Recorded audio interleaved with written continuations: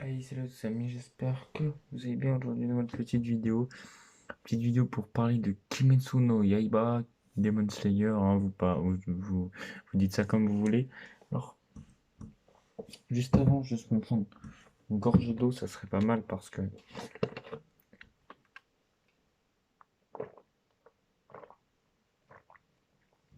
on attaque un gros sujet puisque j'avais dit qu'on allait faire des vidéos sur Kimetsu no Yaiba tous les 5 tomes et j'avais fait une vidéo sur Kimetsu no Yaiba sur le tome 1. Et je voulais faire une vidéo quand j'aurai terminé du coup le tome 8. Alors qu'on soit clair, chez moi j'ai jusqu'au tome 11, le dernier sorti en France. Et en plus de ça, j'ai lu sur internet le tome 12, hein, qui va du coup jusqu'au chapitre 106. J'ai également lu le tome 13 qui va jusqu'au chapitre 115. J'ai également lu le tome 14 qui va jusqu'au chapitre 124. Et je viens de terminer le tome 15 qui va jusqu'au chapitre 133. Donc je suis actuellement au chapitre 133. Donc au tome 15, hein, qu'on soit clair, voilà, j'ai bientôt fini l'histoire, enfin bientôt dans 8 tomes, hein. Voilà. Donc là, on va parler du tome 4, 5, 6, 7 et 8. Donc voilà, je referai également une vidéo. Je ferai une vidéo, je sais pas quand, peut-être on verra bien. Mais je ferai une vidéo qui va parler du coup du tome 9, 10, 11, 12 et 13. Mais je sais pas quand est-ce que je vais la faire. Bon, alors, en gros, cette vidéo, ça sert à donner mon avis. Voilà, donc là, ça va du tome 4 au tome 8. Pour ceux qui ont vu ma vidéo sur les 3 premiers tomes, qui sont juste présents juste avec moi, vous savez que j'ai kiffé à 200% l'histoire. On va voir ce que ça donne maintenant. C'est parti. Alors, on va pas se mentir, là, pour les 5 tomes que je viens de vous présenter, hein, donc du tome 4 au tome 8, j'ai continué de kiffer à 100% Kimetsu no Yaiba. Je kiffe toujours autant Demon Slayer. Alors, je vais pas vous spoiler euh, jusqu'au tome 5, mais en tout cas, jusqu'au tome 8, je kiffais toujours autant Demon Slayer. Peut-être que je kiffe toujours autant, hein, ça je le dis pas, mais en tout cas, vraiment, arrivé au tome 8, je kiffais à 200% des modes seniors. C'est trop bien. Donc voilà. Maintenant, je vais vous expliquer un petit peu pourquoi. Bon, déjà, on nous introduit deux personnages que j'apprécie beaucoup, hein, qui sont Inosuke et Zenitsu, même si ces deux personnages, on les avait déjà vus dans le tome 3. Là, on les introduit réellement dans le tome 4. Donc, bien que je kiffe vraiment ces deux personnages, et bien qu'ils étaient introduits dans le tome 3, on les introduit réellement dans le tome 4 et pas dans le tome 3. Donc voilà, là on commence à introduire ces personnages que sont Zenitsu et Inosuke, que j'adore réellement. Donc on commence à les introduire et à les faire rentrer dans la team de héros dans ce tome 4. Voilà, tout simplement. Alors on va rapidement parler aussi de l'arc de la forêt des araignées, hein, qui dure un tome et demi, puisque ça commence au début du tome 4 et ça se finit à la fin du tome 5, qui est juste là. Donc voilà. Donc j'appelle ça l'arc du clan, enfin j'appelle ça l'arc du clan des araignées ou l'arc du clan de Rui. Vous appelez ça comme vous voulez. Mais en tout cas, je kiffe cet arc, c'est mon arc préféré de tout Demon Slayer actuellement. Quoique, il y a l'arc du village du plaisir aussi qui est assez incroyable. Mais je pense que c'est mon arc préféré, l'arc des araignées. Voilà, du clan des araignées. On va en parler, cet arc. Ouais. Alors déjà, premièrement, l'ambiance qu'il y a dans cet arc est assez incroyable, hein. Voilà, l'ambiance dans l'arc est ouf. Ce que j'ai envie de dire, c'est que l'ambiance dans l'arc est pesante, tu vois. T'es face à des araignées, mon gars. T'es face à des araignées. Les araignées, c'est un des animaux qui fait le plus peur sur Terre. Enfin, pour moi, en tout cas, vraiment, l'araignée, tu vois, c'est moche. Et vraiment, quand t'es dans cet arc, t'es vraiment dans une ambiance pesante. Tu vois, c'est pesant. Tu sens que ça va pas bien se passer pour nos héros. Tu sais pas pourquoi, mais tu sens que ça va pas bien se passer pour nos héros. Et dès le début, tu vois, il y a des piliers apprentis qui sont en PLS et qui demandent directement l'aide d'un pilier.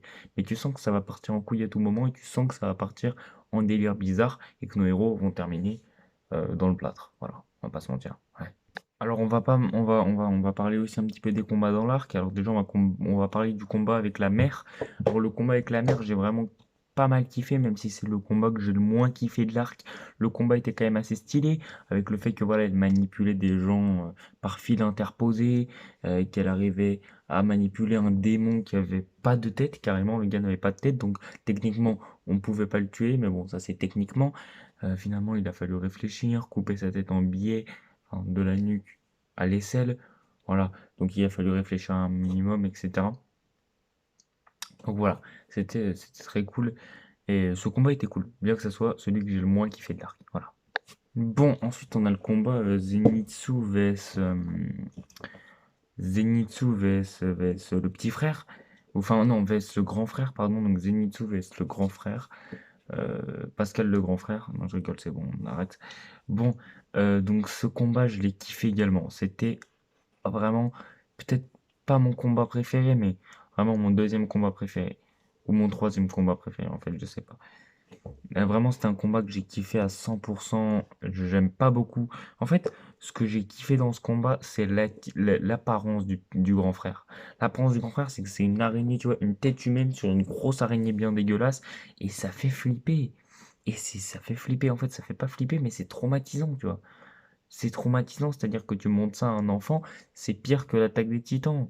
Enfin, peut-être que je déconne un petit peu et peut-être que j'abuse, mais les gars, c'est traumatisant. Et franchement, j'ai kiffé le combat de 100%. Où t'as Zenitsu, tu vois, qui comment ça s'appelle? On développe Zenitsu à 100%. Et ça, c'était trop stylé. Ouais. Bon, il y a également le combat contre le père araignée. Le père araignée qui est ultra impressionnant. Je kiffe ce personnage.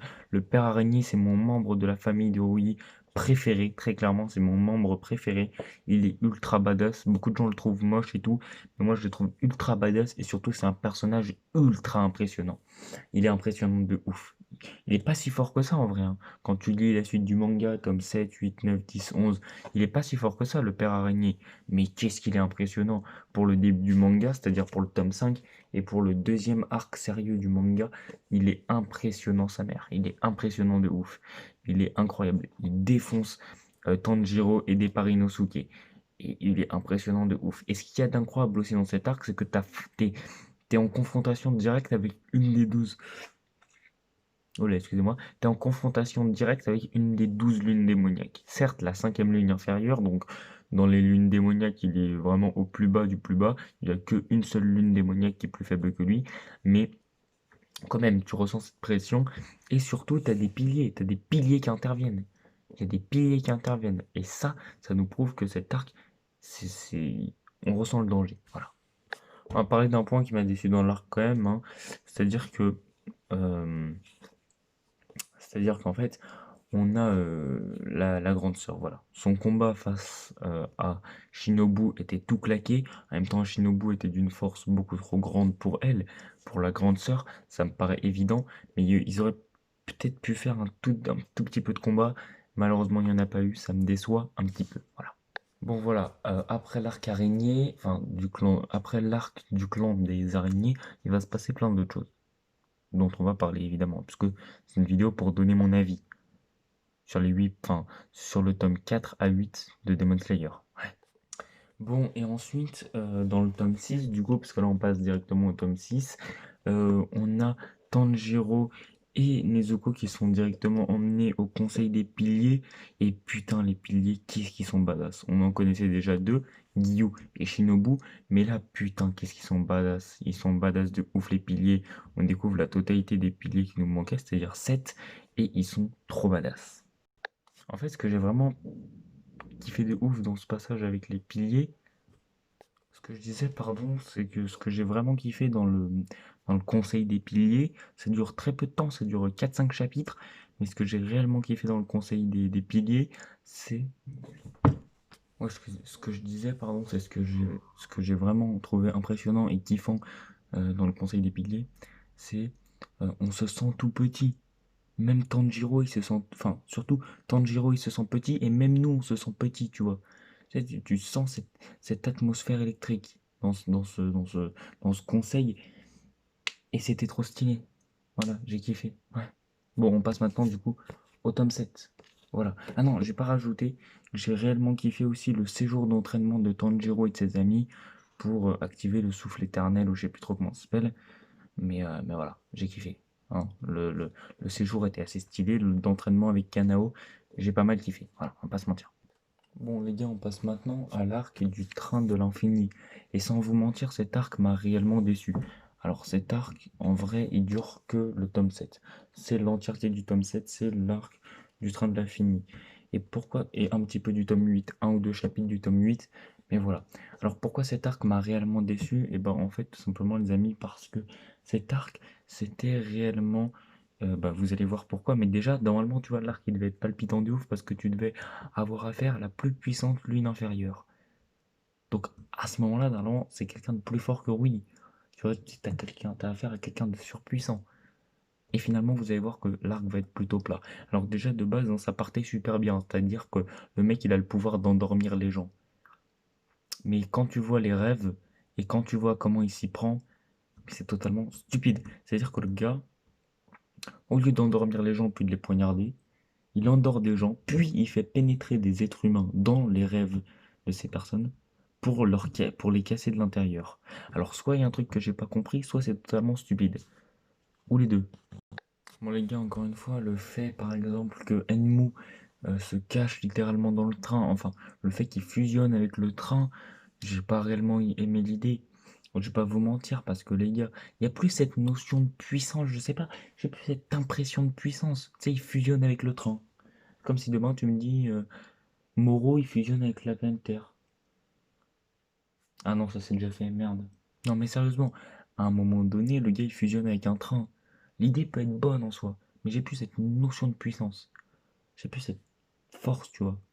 Comme si Rui, en fait, j'ai l'impression qu'il est ultra puissant parce qu'il s'est frité face à Tanjiro au corps à corps, comme ça, tu vois.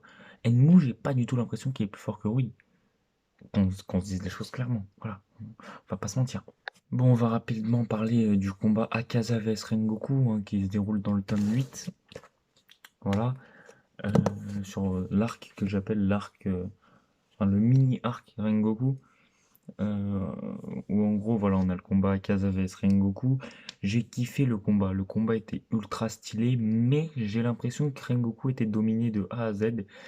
Et ça, c'est plutôt compliqué, ça, c'est plutôt pas trop cool. Voilà. Je veux bien que Akaza soit un petit peu plus puissant, mais là, j'ai l'impression qu'il était dominé de A à Z, sauf à la fin. Donc voilà. Par contre, j'ai beaucoup aimé le fait que voilà, Tanjiro il dise ouais, mais Rengoku a quand même gagné, etc. Ça, c'était plutôt cool. Bon, et pour finir, les gars, j'ai vraiment kiffé aussi le passage avec le père de Rengoku et son frère. C'était cool. Bon, si cette vidéo vous a plu, pouce bleu, abonnement, commentaire, partage. On se retrouve quand, bah, je sais pas quand est-ce qu'on se retrouve, mais je vais faire une vidéo qui regroupe le tome 9, 10, 11, 12 et 13 de Demon Slayer. Sur ce, à bientôt et bye.